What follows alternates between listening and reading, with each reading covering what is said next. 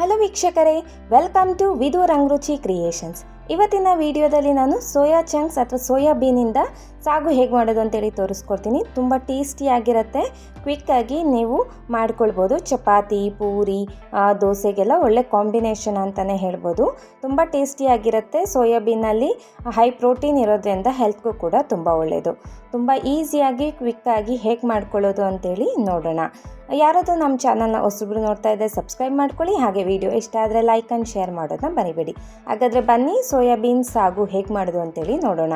ಮೊದಲಿಗೆ ಸೋಯಾಬೀನ್ ಸಾಗು ಮಾಡೋದಕ್ಕೆ ನಾನಿಲ್ಲಿ ಸೋಯಾಬೀನ್ನ ತೊಗೊಂಡಿದ್ದೀನಿ. ನೋಡಿ, ಇಲ್ಲಿ ನಾನು ಅರ್ಧ ಬೌಲಾಗಷ್ಟು ಸೋಯಾಬೀನ್ನ ತೊಗೊಂಡಿದ್ದೀನಿ. ಇದಕ್ಕೆ ಬಿಸಿನೀರು ಹಾಕ್ಕೊಂಡು ನೆನೆಸ್ಕೊಳ್ತಾ ಇದ್ದೀನಿ. ಒಂದು ಬೌಲ್ಗೆ ನಾನು ಬಿಸಿನೀರು ಹಾಕ್ಕೊಂಡು ಸೋಯಾ ಚಂಕ್ಸ್ನೆಲ್ಲ ಹಾಕ್ಕೊಂಡಿದ್ದೀನಿ. ನೋಡಿ, ಬಿಸಿನೀರು ಹಾಕ್ಕೊಂಡು ಒಂದು 5 ನಿಮಿಷ ನೆನೆಸ್ಕೊಳ್ಬೇಕು. ನೋಡಿ, ಈಗ ನಾನು ಒಂದು 5 ನಿಮಿಷ ನೆನೆಸ್ಕೊಂಡು ಅದರಲ್ಲಿರುವಂಥ ನೀರನ್ನೆಲ್ಲ ಹಿಂಡ್ಕೊಂಡು ತಗೊಂಡಿದ್ದೀನಿ. ನೋಡಿ, ಈ ರೀತಿಯಾಗಿ ಸ್ವಲ್ಪ ಸಾಫ್ಟ್ ಆಗಿರಬೇಕು. ನೋಡಿ, ಮುರಿದ್ರೆ ಈ ಥರ ಬರಬೇಕು.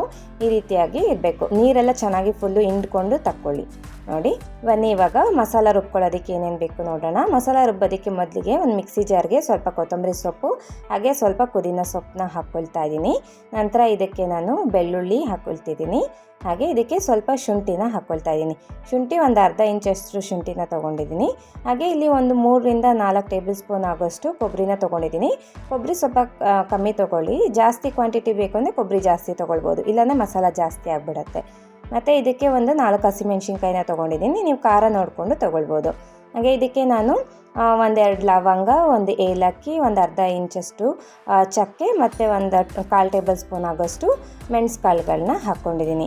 ಹಾಗೆ ಇದಕ್ಕೆ ನಾನು ಒಂದು 5 ಗೋಡಂಬಿನ ತೊಗೊಂಡಿದ್ದೀನಿ ಮತ್ತು 1 ಟೇಬಲ್ ಸ್ಪೂನ್ ಆಗೋಷ್ಟು ಹುರ್ಗಡ್ಲೆ ಅಂದರೆ ಕಡಲೆಪಪ್ಪನ್ನ ತೊಗೊಂಡಿದ್ದೀನಿ.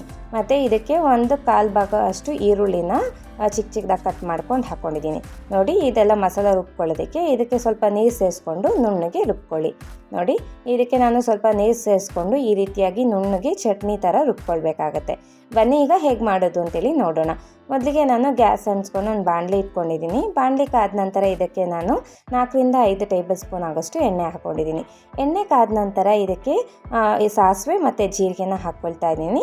ಹಾಗೆ 1-2 ಪಲಾವ್ ಎಲೆ ಹಾಕ್ಕೊಳ್ತಿದ್ದೀನಿ. ನಂತರ ಇದಕ್ಕೆ ನಾನು 1 ಗರಿ ಆಗೋಷ್ಟು ಕರಿಬೇವನ್ನ ಹಾಕ್ಕೊಂಡಿದ್ದೀನಿ.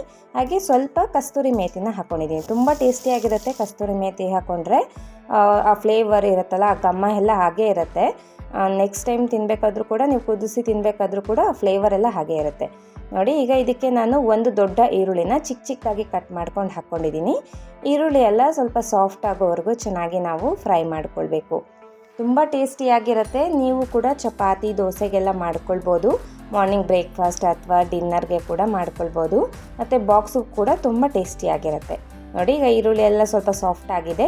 ಈಗ ಇದಕ್ಕೆ ನಾನು ಸಣ್ಣದು ಟೊಮ್ಯಾಟೊ 3 ಟೊಮ್ಯಾಟೊ ತೊಗೊಂಡಿದ್ದೀನಿ. ಸಣ್ಣದು, ದೊಡ್ಡದಾದರೆ 2 ತೊಗೊಳ್ಳಿ. ನೋಡಿ, ಇಲ್ಲಿ 3 ಟೊಮ್ಯಾಟೊನ ಚಿಕ್ಕ ಚಿಕ್ಕದಾಗಿ ಕಟ್ ಮಾಡ್ಕೊಂಡು ಹಾಕ್ಕೊಂಡಿದ್ದೀನಿ. ಇದೆಲ್ಲ ಸಾಫ್ಟ್ ಆಗೋವರೆಗೂ ಚೆನ್ನಾಗಿ ನಾವು ಫ್ರೈ ಮಾಡ್ಕೊಳ್ಬೇಕು. ಟೊಮ್ಯಾಟೊ ಎಲ್ಲ ಸಾಫ್ಟ್ ಆಗಬೇಕು, ಅಲ್ಲಿವರೆಗೂ ಚೆನ್ನಾಗಿ ಫ್ರೈ ಮಾಡ್ಕೊಳ್ಳಿ. ಬೇಕಾದರೆ ನೀವು ಟೊಮ್ಯಾಟೊನ ಮಿಕ್ಸಿಗೆ ಮಾಡಿಕೊಂಡು ಅಂದರೆ ಪ್ಯೂರಿ ಥರ ಮಾಡ್ಕೊಂಡು ಕೂಡ ಹಾಕ್ಕೊಳ್ಬೋದು, ಚೆನ್ನಾಗಿರುತ್ತೆ. ನಾನಿಲ್ಲಿ ಚಿಕ್ಕ ಚಿಕ್ಕದಾಗಿ ಕಟ್ ಮಾಡ್ಕೊಂಡು ಹಾಕ್ಕೊಂಡಿದ್ದೀನಿ. ಈಗ ಇದಕ್ಕೆ ನಾನು ಚಿಟಿಕೆ ಅರಿಶಿನ ಹಾಕ್ಕೊಳ್ತಾ ಇದ್ದೀನಿ. ಹಾಗೆ ಸ್ವಲ್ಪ ಟೊಮ್ಯಾಟೊ ಬೇಯೋದಕ್ಕೆ ಎಷ್ಟು ಬೇಕು ಅಷ್ಟು ಉಪ್ಪನ್ನು ಹಾಕ್ಕೊಂಡು ಇದನ್ನೆಲ್ಲ ಚೆನ್ನಾಗಿ ನಾನು ಮಿಕ್ಸ್ ಮಾಡ್ಕೊಳ್ತಾ ಇದ್ದೀನಿ. ಉಪ್ಪು ಕೂಡ ಅಷ್ಟೇ ನಾನು ಆಮೇಲೆ ಸೇರಿಸ್ಕೊಳ್ತೀನಿ. ಇವಾಗ ಜಸ್ಟ್ ಟೊಮ್ಯಾಟೊ ಬೇಯಿಸೋದಕ್ಕೆ ಎಷ್ಟು ಬೇಕು ಉಪ್ಪು ಅಷ್ಟು ಮಾತ್ರ ಹಾಕ್ಕೊಂಡು ಇದನ್ನೆಲ್ಲ ಚೆನ್ನಾಗಿ ನಾನು ಫ್ರೈ ಮಾಡ್ಕೊಳ್ತಾ ಇದ್ದೀನಿ. ನೀವು ಮೆಣಸಿನ್ಕಾಯಿ ಬೇಡ ಅಂದರೆ ಖಾರ ಪುಡಿ ಕೂಡ ಹಾಕ್ಕೊಳ್ಬೋದು. ಆಮೇಲೆ ನಾನು ಮಸಾಲ ಪುಡಿ ಹಾಕ್ಕೊಳ್ತೀನಲ್ಲ, ಆವಾಗ ಖಾರ ಪುಡಿ ಬೇಕಾದರೂ ಹಾಕ್ಕೊಳ್ಬೋದು. ನೋಡಿ, ಈಗ ಟೊಮ್ಯಾಟೊ ಎಲ್ಲ ಚೆನ್ನಾಗಿ ಸಾಫ್ಟ್ ಆಗಿದೆ, ಎಣ್ಣೆ ಕೂಡ ಬಿಡ್ತಾ ಇದೆ. ಈಗ ಇದಕ್ಕೆ ನಾವು ರುಬ್ಬಿಟ್ಕೊಂಡಿರುವಂತಹ ಮಸಾಲೆನ ಹಾಕ್ಕೊಳ್ತಾ ಇದ್ದೀನಿ. ಮಸಾಲ ಹಾಕ್ಕೊಂಡು ಇದನ್ನೆಲ್ಲ ಚೆನ್ನಾಗಿ ನಾವು ಫ್ರೈ ಮಾಡ್ಕೊಳ್ಬೇಕು. ಯಾಕೆಂದರೆ ಮಸಾಲದಲ್ಲಿ ಎಲ್ಲ ನಾವು ಹಸಿ ಪದಾರ್ಥ ಯೂಸ್ ಮಾಡಿರೋದ್ರಿಂದ ಹಸಿ ವಾಸನೆ ಹೋಗೋವರೆಗೂ ನಾವು ಚೆನ್ನಾಗಿ ಫ್ರೈ ಮಾಡ್ಕೊಳ್ಬೇಕು. ಇದರಲ್ಲಿ ಸ್ವಲ್ಪ ಲೈಟಾಗಿ ಎಣ್ಣೆ ಬಿಡೋಕ್ಕೂ ಸ್ಟಾರ್ಟ್ ಆಗುತ್ತೆ, ಅಲ್ಲಿವರೆಗೂ ಚೆನ್ನಾಗಿ ಫ್ರೈ ಮಾಡ್ಕೊಳ್ಳಿ. ನೋಡಿ, ಈಗ 1-2 ನಿಮಿಷ ಚೆನ್ನಾಗಿ ಫ್ರೈ ಮಾಡ್ಕೊಂಡಿದ್ದೀನಿ. ಈಗ ಇದಕ್ಕೆ ನಾನು 1/4 ಟೇಬಲ್ ಸ್ಪೂನ್ ಆಗೋಷ್ಟು ಅಂದರೆ 1/4 ಟೀ ಸ್ಪೂನ್ ಆಗೋಷ್ಟು ಗರಂ ಮಸಾಲ ಮತ್ತು ಧನಿಯಾ ಪುಡಿನ ತೊಗೊಂಡಿದ್ದೀನಿ. ಬೇಕು ಅಂದರೆ ಹಾಕ್ಕೊಳ್ಬೋದು, ಬೇಡ ಅಂದರೆ ಸ್ಕಿಪ್ ಮಾಡ್ಕೊಳ್ಬೋದು. ಯಾಕೆಂದರೆ ನಾನು ಆಲ್ರೆಡಿ ರುಬ್ಬೋದಕ್ಕೂ ಕೂಡ ಲವಂಗ, ಚಕ್ಕೆ ಅದೆಲ್ಲ ಹಾಕ್ಕೊಂಡಿರ್ತೀವಲ್ಲ, ಸ್ವಲ್ಪ ಹಾಕ್ಕೊಳ್ಳಿ, ಜಾಸ್ತಿ ಹಾಕ್ಕೊಳ್ಬೇಡಿ. ಮತ್ತು ಇದಕ್ಕೆ ನಾನು ರುಚಿಗೆ ತಕ್ಕಷ್ಟು ಉಪ್ಪು ಹಾಕ್ಕೊಂಡು ಇದನ್ನೆಲ್ಲ ಚೆನ್ನಾಗಿ ನಾನು ಫ್ರೈ ಮಾಡ್ಕೊಳ್ತಾ ಇದ್ದೀನಿ. ಏನಿಲ್ಲ ಅಂದರೂ 1-2 ನಿಮಿಷ ಹಾಗೆ ಚೆನ್ನಾಗಿ ಫ್ರೈ ಮಾಡ್ಕೊಳ್ಳಿ. ಈಗ ಜಾರಲ್ಲಿ ಮಸಾಲೆ ಎಲ್ಲ ಇರುತ್ತಲ್ವ, ನೀರು ಹಾಕ್ಕೊಂಡು ಚೆನ್ನಾಗಿ ಮಿಕ್ಸ್ ಮಾಡಿಕೊಂಡು ಇವಾಗ ಸೇರಿಸ್ಕೊಂಡಿದ್ದೀನಿ. ಸ್ವಲ್ಪ ನೀರು ಹಾಕ್ಕೊಂಡು ಚೆನ್ನಾಗಿ ಮಿಕ್ಸ್ ಮಾಡ್ಕೊಳ್ಳಿ. ಆಮೇಲೆ ನಾನು ನೀರು ಸೇರಿಸ್ಕೊಳ್ತಾ ಇದ್ದೀನಿ. ಇವಾಗ ನಾನು ಜಾರಲ್ಲಿರುವಂಥ ಮಸಾಲೆ ಎಲ್ಲ ಚೆನ್ನಾಗಿ ತೊಳ್ಕೊಂಡು ಹಾಕ್ಕೊಂಡಿದ್ದೀನಿ. ನೋಡಿ, ಇದನ್ನೆಲ್ಲ ಚೆನ್ನಾಗಿ ನಾವು ಫ್ರೈ ಮಾಡ್ಕೊಳ್ಬೇಕು. ಇದೆಲ್ಲ ಚೆನ್ನಾಗಿ ಕುದಿಸ್ಕೊಳ್ಬೇಕು. ಏನಿಲ್ಲ ಅಂದರೂ ಒಂದು 5 ನಿಮಿಷ ನಾವು ಲಿಡ್ ಕ್ಲೋಸ್ ಮಾಡಿ ಕುದಿಸ್ಕೊಳ್ಬೇಕಾಗತ್ತೆ. ಇದರಲ್ಲಿರುವ ಹಸಿ ಸ್ಮೆಲ್ಲೆಲ್ಲ ಹೋಗಬೇಕು. ನಾವು ಮಸಾಲ ಪುಡಿ ಹಾಕ್ಕೊಂಡಿದ್ದೀವಲ್ಲ ಅದ್ರದ್ದು ಹಸಿ ಸ್ಮೆಲ್ ಹೋಗಬೇಕಾಗತ್ತೆ. ನೋಡಿ, ಲಿಡ್ ಕ್ಲೋಸ್ ಮಾಡಿಕೊಂಡು ಒಂದು 5 ನಿಮಿಷ ಕುದಿಸ್ಕೊಂಡಿದ್ದೀನಿ ನಾನು. ಲಿಡ್ ಕ್ಲೋಸ್ ಮಾಡ್ಕೊಂಡಿರ್ತೀರಲ್ವ, ಒಂದು 2 ನಿಮಿಷಕ್ಕೊಮ್ಮೆ ಓಪನ್ ಮಾಡಿಕೊಂಡು ಕೈ ಆಡಿ ಮತ್ತು ಲಿಡ್ ಕ್ಲೋಸ್ ಮಾಡ್ಕೊಂಡು ಮಿನಿಮಮ್ ಒಂದು 5 ನಿಮಿಷ ಕುದಿಸ್ಕೊಳ್ಳಿ. ಯಾಕೆಂದರೆ ನೀವು ಒಂದೇ ಸಲ ಲಿಡ್ ಕ್ಲೋಸ್ ಮಾಡಿ 5 ನಿಮಿಷ ಬಿಟ್ಟರೆ ಏನಾಗುತ್ತೆ, ತಳ ಹಿಡಿಯೋ ಸಾಧ್ಯತೆ ಇರುತ್ತೆ. 1 ನಿಮಿಷಕ್ಕೆ ಅಥವಾ 2 ನಿಮಿಷಕ್ಕೊಮ್ಮೆ ಓಪನ್ ಮಾಡಿಕೊಂಡು ಕೈ ಆಡಿ ಮತ್ತೆ ಕ್ಲೋಸ್ ಮಾಡ್ಕೊಳ್ಳಿ. ನೋಡಿ, ಈಗ 5 ನಿಮಿಷ ಕುದಿಸ್ಕೊಂಡಿದ್ದೀನಿ. ಈಗ ಇದಕ್ಕೆ ನಾನು ಬಟಾಣಿನ ಹಾಕ್ಕೊಳ್ತಾ ಇದ್ದೀನಿ. ಒಂದು ಅರ್ಧ ಬೌಲ್ ಆಗೋಷ್ಟು ಬಟಾಣಿನ ಹಾಕ್ಕೊಂಡಿದ್ದೀನಿ. ನಿಮಗೆ ಇನ್ನೂ ಜಾಸ್ತಿ ಬೇಕು ಅಂದರೆ ಜಾಸ್ತಿ ಕೂಡ ಹಾಕ್ಕೊಳ್ಬೋದು. ನಾನಿಲ್ಲಿ ಹಸಿ ಬಟಾಣಿ ಹಾಕ್ಕೊಂಡಿದ್ದೀನಿ. ನೀವು ಒಣ ಬಟಾಣಿ ತೊಗೊಂಡ್ರೆ ರಾತ್ರಿ ಇಡೀ ನೆನೆಸ್ಬೇಕಾಗತ್ತೆ. ಏನಿಲ್ಲ ಅಂದರೆ ಒಂದು 6ರಿಂದ 7 ಅವರ್ ಚೆನ್ನಾಗಿ ನೆನೆಸ್ಕೊಂಡು ಮಾಡ್ಕೊಳ್ಬೇಕು. ಆವಾಗ ನೀವು ಒಂದು ಕೂಗು ಅಥವಾ ಕುಕ್ಕರಲ್ಲಿ ಕೂಗಿಸ್ಕೊಂಡು ಹಾಕ್ಕೊಳ್ಳಿ. ಯಾಕೆಂದರೆ ಇದು ಬೇಯೋದಿಲ್ಲ ನೀವು ಹಾಗೆ ಹಾಕ್ಕೊಂಡ್ರೆ. ಸೊ ಒಂದು 2-3 ವಿಸಿಲ್ ಕೂಗಿಸ್ಕೊಂಡು ಆಮೇಲೆ ಬಳಸ್ಕೊಳ್ಳಿ. ಇದು ಹಸಿ ಬಟಾಣಿ ಆಗಿರೋದ್ರಿಂದ ನಾನು ಹಾಗೆ ಹಾಕ್ಕೊಂಡಿದ್ದೀನಿ.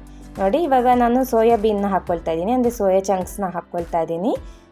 ಇಲ್ಲಿ ಆಲ್ರೆಡಿ ನಾವು ಬಿಸಿನೀರಲ್ಲಿ ನೆನೆಸಿಟ್ಕೊಂಡು ಅದರಲ್ಲಿರುವಂಥ ನೀರನ್ನೆಲ್ಲ ತೆಗೆದು ತೋರಿಸಿದ್ನಲ್ವ, ಈಗ ಅದನ್ನ ಹಾಕ್ಕೊಂಡು ಇದನ್ನೆಲ್ಲ ಚೆನ್ನಾಗಿ ನಾನು ಮಿಕ್ಸ್ ಮಾಡ್ಕೊಳ್ತಾ ಇದ್ದೀನಿ. ಸೋಯಾಬೀನ್ ಹಾಕ್ಕೊಂಡು ಒಂದು 2 ನಿಮಿಷ ಹಾಗೆ ಫ್ರೈ ಮಾಡ್ಕೊಳ್ಳಿ.